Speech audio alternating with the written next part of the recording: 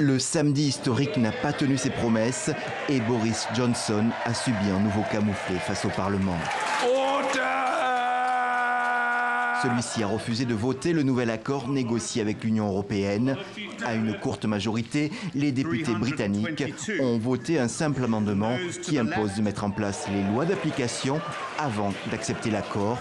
Tout reste donc à faire.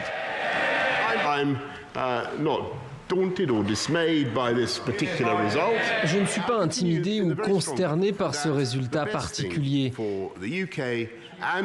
Et je continue à penser que la meilleure chose pour le Royaume-Uni et toute l'Europe est de sortir au 31 octobre avec ce nouvel accord.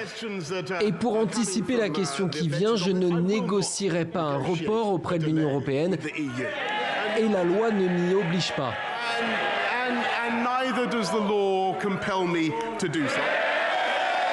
Ainsi, le Premier ministre reste défiant et promet toujours une sortie de l'Europe dans seulement 12 jours.